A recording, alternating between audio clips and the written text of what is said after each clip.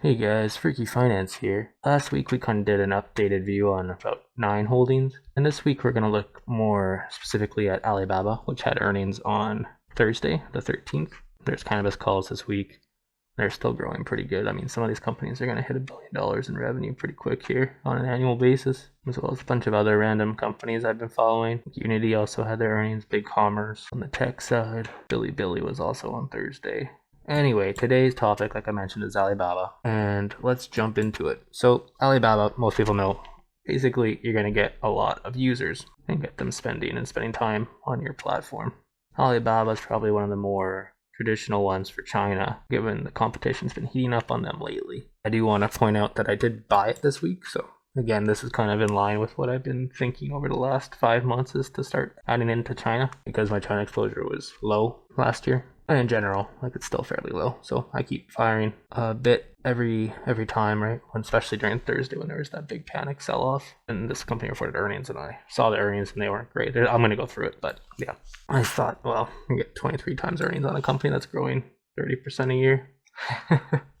But anyway, it is a very big user base, obviously. I do want to point out here, they kind of break out international, 240 million, and that's kind of, I want to say, slightly misleading because the revenue is not even close to being 20% international, where you kind of see 20% of the users international. It's very much still a China play, though they do have a lot of users internationally. It's not a revenue generator. We'll see that in a second. So anyway, I'm going to butcher a lot of these Chinese words in general. I apologize ahead of time. I might make it cringe a little. But anyway, this is Taobao. And a lot of people call Alibaba like the Amazon of China, because it makes it easier for people to relate to.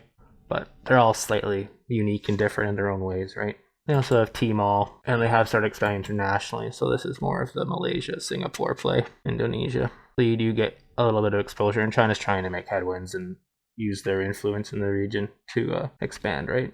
Most people know the demographic story of China. Everyone always talks about it, right? They do got a lot of people. Before Worldometers was a coronavirus tracker for a lot of people, I actually did use it for population, so and this just helps see what's going on, right? I just see a lot of people don't know that Indonesia is the 4th largest by population. The Philippines down there, which is 13th. So a lot of population in that little area. I found this interesting. I had to double check on Nigeria, right? And I was like, wait, average age is 18? I was like, oh, that's pretty young. You can see they're growing quite a lot. So that's kind of exciting for those Numia fans out there. I'm probably going to do a video on that at some point. Pretty interesting. This sheet looks like a lot. It is, but really, for our purposes, we don't need to know everything here. I'm going to try to tie them into the financials. It's a little bit interesting, is the word choice. You can see China retail, their core, still 43% of revenues. And you got 23%, which is, I want to say, a faster growing segment, which is Sun Art. And for Shippo, there's 23%. You now have the logistics services. We'll talk about that. I just picked that one at random to go through because I saw the growth rate was high, so I wanted to look at it and see that one. It's now 5% of revenue. And they do have seed businesses, and we'll talk about Taobao deals as well. And then you have cloud, which is also at some pretty high growth year over year. On the surface here, basically they report in 4 segments. They have their core commerce, their cloud computing, their digital media, and their innovation. Core commerce has a lot into it, so we'll go a little bit deeper into that. But you can see on a year over year basis, as far as revenue is concerned, yeah, they're doing quite well, right? So this is in millions renminbi, so 509 billion renminbi. 717 billion renminbi. Divide that by 6.5-ish, 6.44, but we'll just say 6.5. So you get something like 110 billion in US dollars in revenue. So pretty big. Walmart, for reference, did about 550 billion this year. Anyway, that's not a fair comparison. I was just saying, just for context for revenue, that this company is pretty big. And I'm kind of of the view that there's going to be $1 trillion Chinese tech companies, just like there's $1 trillion American companies. And it's only a matter of time. The trick is trying to pick which ones are going to be the $1 trillion ones, right? All right, so let's jump into the numbers. So basically what I did is I took their financials and divided them by 6.5 to get the US equivalent, and I tried to segment it out, kind of how they report it. It won't be perfect, but it gives you an idea where we're growing, right? So you can see core commerce, the material source of growth. We'll talk about that in a second. Again, cloud revenue, material source of growth. These are pretty big growth numbers, right? But you got to remember, this is COVID as well. So, and they're only guiding 30% growth for this next year. So I say only. And these big numbers are still pretty impressive, right? We're talking about 110 billion going to 143 billion in a year. Digital media did decelerate They only grew 7% this year, but they grew 20% in the prior year. It's also not profitable, whereas cloud finally turned profitable, and innovation is not profitable as well, not by a mile. The COGS wasn't great for this year either, so they had some kind of margin pressure here. It's flagged down here. You can see GM going from 44 to 41. So revenue did grow, but margins fell. Overall, GMD positive 10.6 billion on a year-over-year basis, which is pretty sick, right? So 10 billion more in margin on 32 billion more in revenue. And it did scale on the product and development expense side, but yeah, then you get to the sales and marketing. So on the financials, they mentioned increase in spending for user acquisition and retention. I'm going to say that's partially the build out of the Taobao deals. Part of that, and as part of that, I think is pressure as well from competitors with their strong growth in products, right? So anyway, you can see that actually went up 60% year over year. And then you have general administration actually going up 95% year over year. Both those percentages outpace the revenue growth. So I say negative scale. General administration does have the outlier this year because these are annual numbers. So you can see 2.8 billion of that basically 4.1 billion increase is from the regulation fee. For comparison purposes for next year, assuming they don't get fined again, it's a little bit misleading that this negative scale really. You could subtract 2.8 from this and get something more realistic, right? Say 1.3. So really 5.6 or something right here instead. Right? And that changes the profile. There's fairly steady. I didn't dig into the additional interest, but it is a fair amount, right? $11 billion American in interest and investment income. So they have some pretty decent investments and they generate, well, what appears to be stable, but I can't imagine it being not that volatile. But anyway, interest expense is down. Balance sheet does appear good. You know, like Munger was one of the guys that invested in this lately, so that made a lot of headlines, and the balance sheet does look good, so I can see on that angle why. Tax rate, I had to do a double take on that, and then I clicked, right, the fee that the government charged them wasn't tax deductible, so it shot up their tax percent. And you had some extra noise from their equity method investments that did well during COVID. So anyway, you can see the share price kind of bounced back down to 208. So that's where I got in, 207.8 on the earnings day.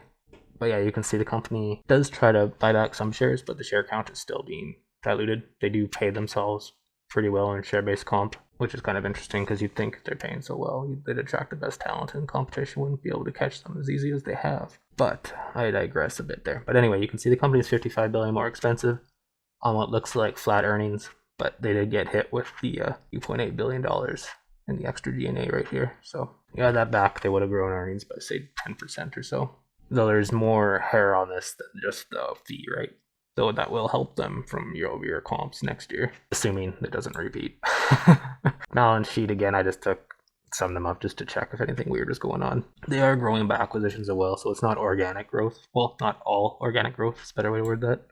And the balance sheet has a lot of liquid, either cash or investments. They got 50 billion in cash, and then they got 23 billion in short-term investments, 36 billion in equity securities, and they got 30 billion in the equity method investments. And then on the liability side, it's fairly light. It did go up $2 billion, 2.2 billion, if I sum up all the indebtedness lines. Most of the growth has been financed by equity. The equity part, it's really just positive retained earnings, and then you can see all the shares outstanding. That's really how they got this growth, is not from debt, but from equity growth. CFO, so cash flow from operations, did go up, kind of went up in line with the GMD increase. So GMD went up 10 billion, CFO went up about 8. It's always good when they move in the right direction. The cash flow, I should say, it was kind of like QTech's cash flow. There's not enough details on it for me to dig in, because I like to dig into the cash flow, because then I could back it into the income statement and see what's really going on.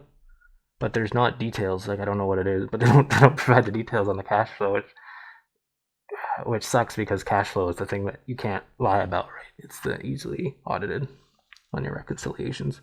But anyway, cash used in investing activities picked up quite a bit. They actually doubled it on a year-over-year basis. So they put 37 billion back into the business in some way. Whether that's, they just call investing activities, so that could be acquisitions, and that could also be capex, right? They didn't break out capex. So I was like, okay. But you gotta assume for e-commerce, capex has to be fairly light. So definitely some acquisitions going on for growth. The metrics pick up the gross margin falling. They pick up the sales, negative sales and margin increase from the higher acquisition and retention costs that they're spending to try to keep the users on their platform and get more users. And then the general admin expenses, and that's skewed by the fee. Overall, lower profitability, but higher revenue. So earnings were flat, basically. But without the fee, they would have increased about 10%.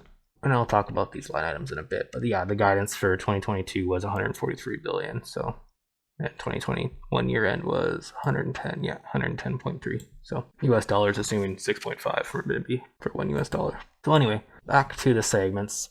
This is just to dig into select that core commerce, which is the main part of Alibaba. You can see they increased their strategic investments, including local consumer services and Taobao deals. Basically, they're saying, hey, we grew, but we had spent more.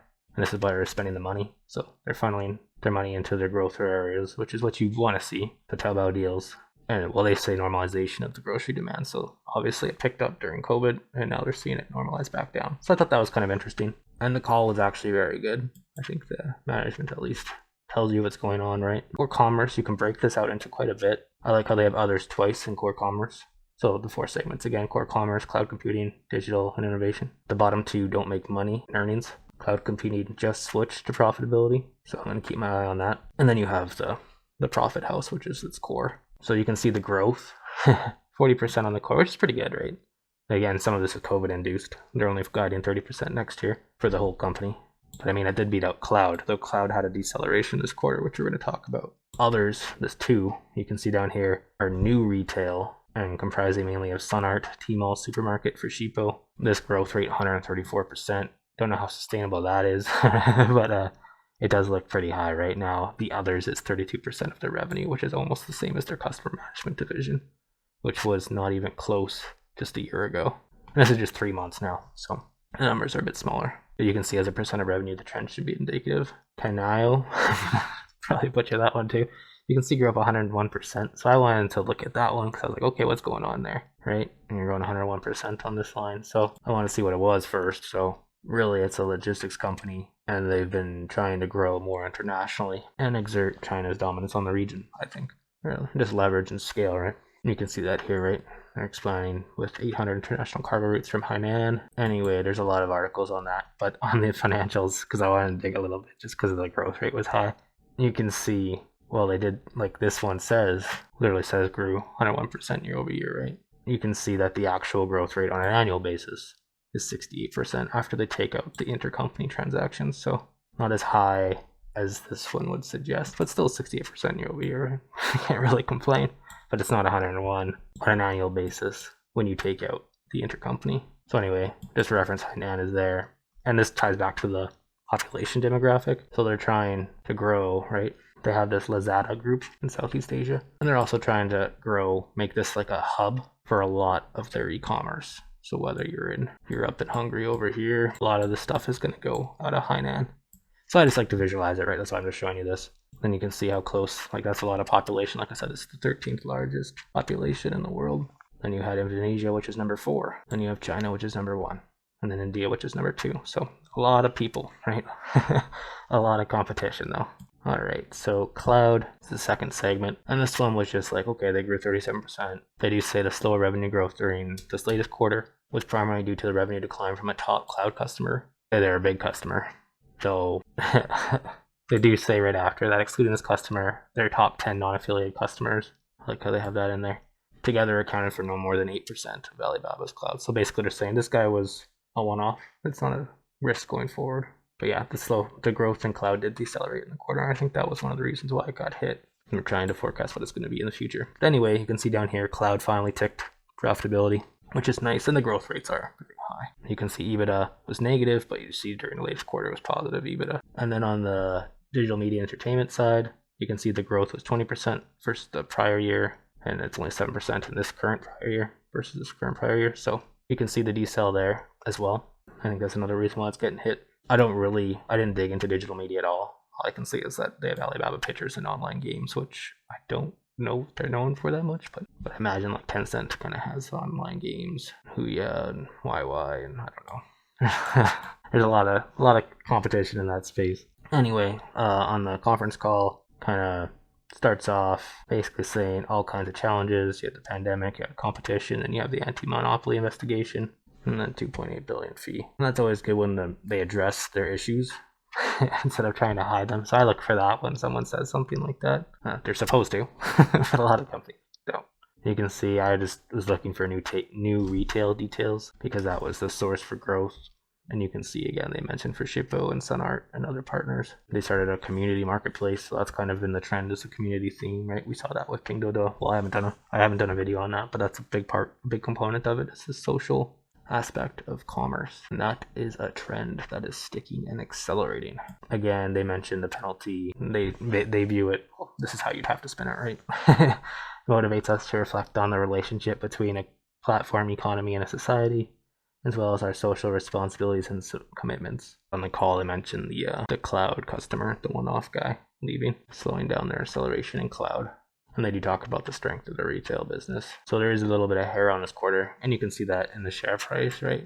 People trying to see what the trend is likely to be in the future. The guidance, so 930 billion, divide that by 6.5, you get basically 143 billion. I just did 110, so you can see about 30% growth rate. This was the more interesting line, probably in the whole call. In fiscal 22, we plan to invest all of our incremental profits and additional capital into supporting our merchants and developing new business in the key strategic areas that will help increase consumer wallet share. AKA, any extra money they can make this year, they're putting it back into the business to help them compete.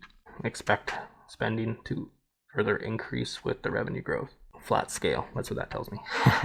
And again, I think they probably need to, because the competition is so intense right now in China. Like the Tencent super app is pretty crazy. You could literally do almost everything in the app without leaving it. That's kind of the idea, to keep the engagement and keep the customer almost prisoner to your app. I thought this was an interesting question, because it was about, what do you mean by investing all the profits and incremental profits? I talk about why they're investing all the incremental profits. And saying in the long term, I think it makes sense, rather than trying to maintain a certain level of profit, mainly because there's so many competitors who invest in large amounts to gain a foothold in the market.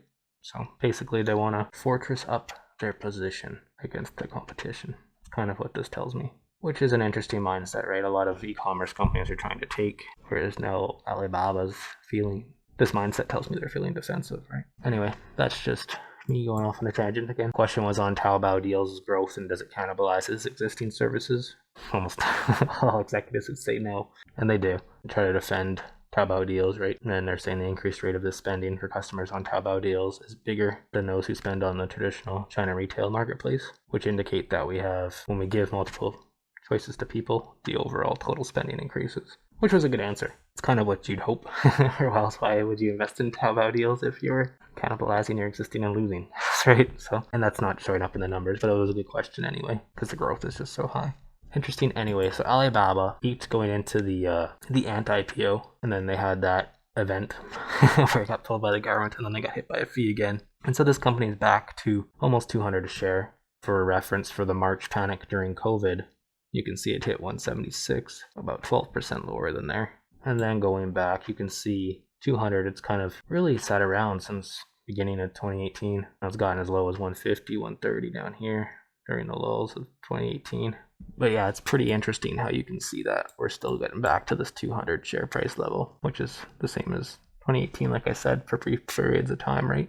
And when we look at the historical trend, you can see this company in 2018 was a fraction of what it currently is, right? We just said for the year that just closed, that's 2021-03, so this is not on this chart. They did 110 billion US dollars in revenue, and you can see just 2018 they're only doing 40. And the earnings power is also a lot lower, right? They're only doing $4 per share, and they were still trading at $200, right? Which is 50 times earnings. And now they're generating $8, and this year they did the same because of the fee. So they generated $8 again. So that's not on here. And that's still trading at $200, so you get 25 times earnings, but the company has doubled their earnings power. It tells you kind of what the market's thinking. They're kind of worried about competition, but I view it as a good entry point where I'm actually getting pretty good odds on a company that's growing like this, right? Let's look at that. They only did 8 billion, which is now less than their cloud business alone in 2014. So just in 7 years, they have individual segments that generate more than their entire company did. Small segments too. But yeah, pretty crazy, right? When you can grow 8 billion to 110 in 7 years, 143 next year, assuming their guidance is right. It's an interesting time for sure. Oh yeah, and then this note down here was just the quarterly amount. You can see the usually the 03/31 quarter end seems to be the weakest, and then they have the strongest during the December 31st quarter. So kind of interesting. And then I did their traditional GMs just to see where they normally come in. You can see some years they have had 21% PM, same as this year. kind of interesting to see what's going on. We'll have to keep an eye on the sales and marketing expenses, as I expect that's just going to increase in order to keep beating the competition. But GMD will be increasing at the same time. Let's say if GMD increases by another 8 billion or 10.6 billion, technically that means they should be spending most of what they gain in sales and marketing. It will be interesting, that's for sure. This company, for a company growing at 30% a year with real earnings, it's been getting hit real hard. And so that kind of got me excited to add to the portfolio at this point for Alibaba. There's a little bit of hair on it, right? Because you have a decelerating cloud and you have competition, which means that they're actually increasing all their extra earnings they're going to get this year from the extra revenue. They're putting back into the business. So you're going to see spending basically in tandem with the revenue growth and GMD generated. It'll be an interesting time anyway to see who comes out on top. Like I'm long Pinduoduo as well, so I view that the entire market's going to keep growing enough to sustain this. But yeah, it is something to keep in the back of your head, right? If you see further acceleration in companies like Pinduoduo, I have no doubt in my mind there's going to be some trillion-dollar tech companies and e-commerce plays in China. And I think Alibaba is probably going to be one of them. We'll have to see how this competition plays out. I mean, as long as they get that ANT IPO off and they don't incur any more $2.8 billion fees, which pretty much wipe out the entire earnings growth for the year, we should be laughing on this one. Ideally, it would be nice to buy again in that the 170 range or something, right? But I feel like the upside at this price point is it's very attractive, right? But we'll have to see. Anything can happen, right? And then there could be like a China premium just because you never know what's going to happen, right? But like there could be some type of nationalistic risk, but that's the game you play in China, right? Or maybe there's an ADR risk with the bank, right? Who knows? But anyway, there's always something going on. I'd like to know your thoughts on Baba. I think at this price, it's just very attractive relative to most tech, and I think China tech is just from the demographics alone is just going to keep growing materially. But anyway, I'd like to know your thoughts and have a great rest of your week.